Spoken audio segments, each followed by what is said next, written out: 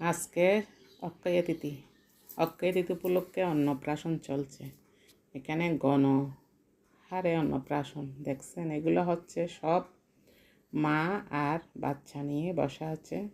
সব বেবিদের নিয়ে প্রত্যেকটা মা বসা আছে। এখানে না হলেও অনেক অনেক দেখছেন, এগুলো সব মা আর বাচ্চা নিয়ে বসা আছে। বেবি মুখে পাতে দিবি অন্নপ্রাশন। আজকে অক্ষয় তিথি, বৈশাখ মাসের শেষ তিথি অক্ষয় তিথি।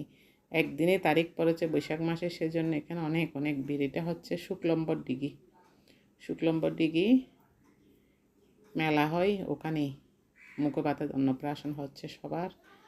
দেখছেন মা বাচ্চা নিয়ে এই গরমের মধ্যে, যা গরম পড়তেছে, বাচ্চারা কিন্তু সবাই বিরক্ত হয়ে গেছে, কান্না করতেছে। মারা নিয়ে বসে আছে, ব্রাহ্মণে এদিকে মন্ত্র বলতেছে। এখানে না হলে 100 বাচ্চার মা হবে। তো সবাই হয়তো মানুষ করেছে এখানে মুখপাত দিবে, সেজন্য এখানেই দিতে এসেছে। এখানে অনেক লোকের ভিড় হয়েছে।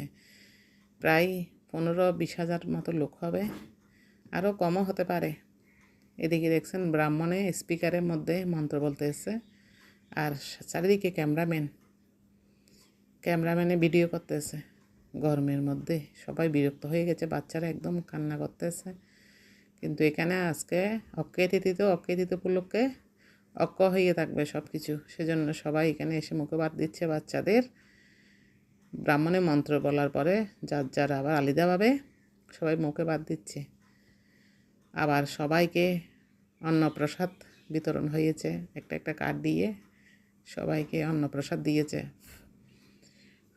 3-4টা গাড়ির মতো দিয়েছে, তরকারি দিয়ে অন্নপ্রসাদ দিয়েছে।